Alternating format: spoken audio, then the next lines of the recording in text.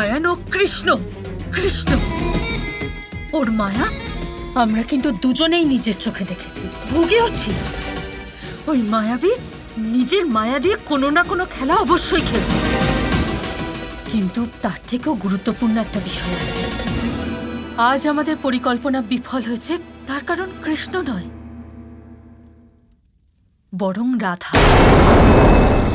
এই সম্পূর্ণ পরিকল্পনা কৃষ্ণ আর বলরামকে মাথায় রেখে বানিয়েছিলাম।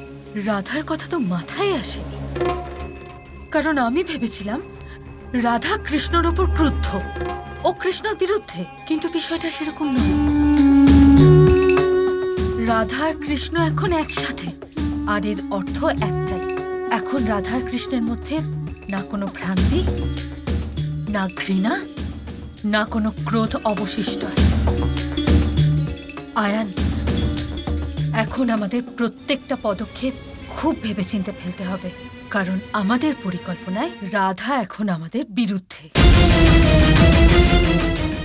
তাহলে এখন আমরা কি করব?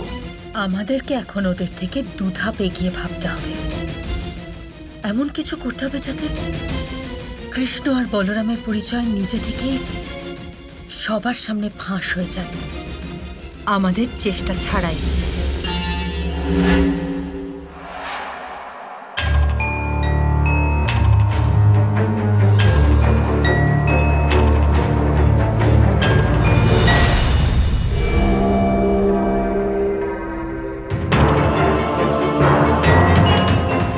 এবার কি করব? কাকি ঠিকই বলছে কৃষ্ণ, আমার মনে হয় আমাদের এখান থেকে চলে যাওয়া উচিত। এত কড়া সুরক্ষার মধ্যে আমাদের বেরোনো অসম্ভব।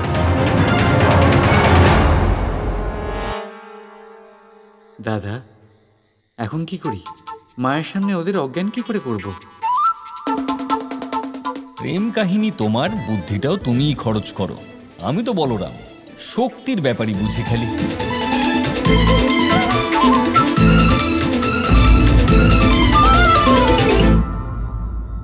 যদি একে অপরের মুখ দেখা হয়ে গিয়ে থাকে তাহলে কিছু একটা ভাবি। হ্যাঁ কাকি, দেখুন না, এমন ভাবে একে অপরকে দেখছে মনে হচ্ছে শব্দ ছাড়াই কথা বলছে। এটা কি করে সম্ভব? শব্দ ছাড়া কেউ কি করে কথা বলতে পারবে মা? হ্যাঁ, কি করে সম্ভব দেখুন। ওহো, এসব কথা তো পরেও হতে পারে। এখন বল কি করব আমরা? আপনি শান্ত থাকুন, আমি আর দাদা মিলে কিছু একটা করছি।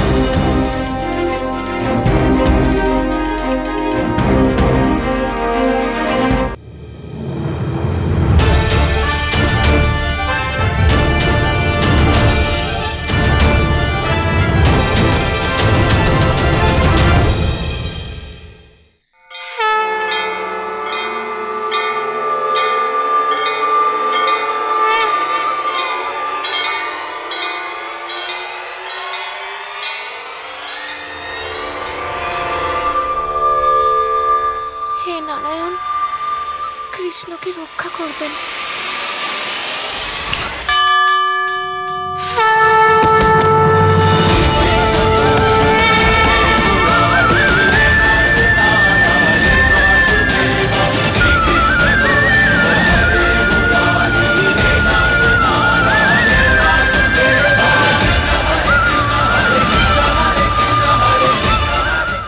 মা, রাধা,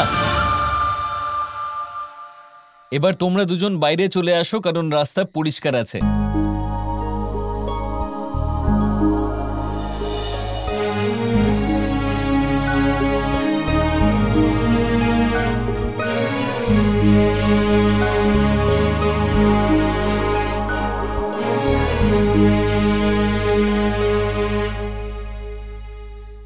বাহ দাদা, আশ্চর্য, আপনি তো চমৎকার করে দিয়েছেন।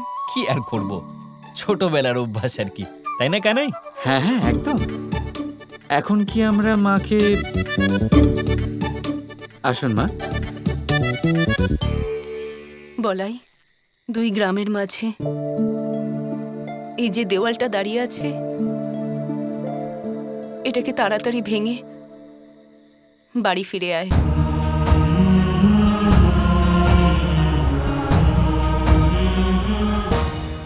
কানাই, আপনি যা বলতে চান তা আমি বুঝতে পেরেছি মা। শুধু এটুকুই বলবো যে আমি খুব শীঘ্রই আপনার কাছে ফিরে আসবো।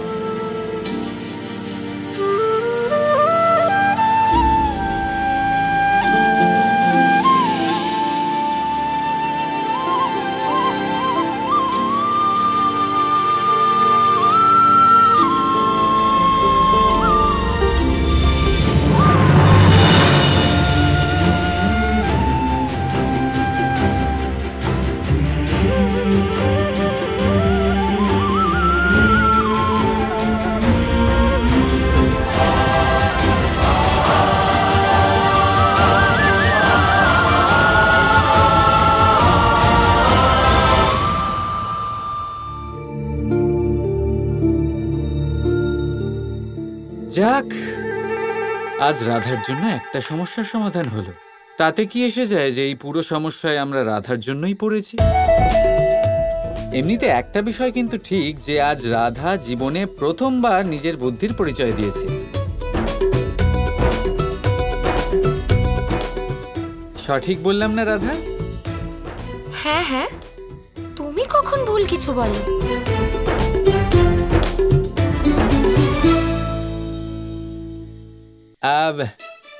রাধা কোথায় যাচ্ছ? বাড়ি যাবে না? দেরি হয়ে যাচ্ছে তো। একটা কাজ বাকি আছে। আচ্ছা, আর সেই কাজ কি রাধা?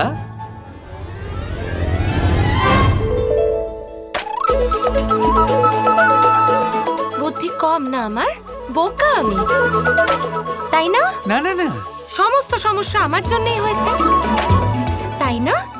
এমন কিছুই না রাধা। তুমি তো আমাকে ভালোই বাসো না, শুধু আমি তোমাকে ভালোবাসি।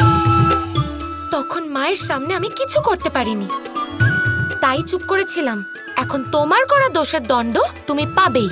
আরে আপনি কি দেখে যাচ্ছেন? কিছু বলুন না, আমাকে মারতে আসছে দাদা। হ্যাঁ রাধা, দেখো আমার তোমার উপরে গর্ব হচ্ছে। কি এসব ওই করেছে আর ওকে একদম ছাড়বে না। আরে কেমন দাদা আপনি? তোমাকে তো এবার নারায়ণী রক্ষা করতে পারবেন। আমি তো চললাম। আরে না,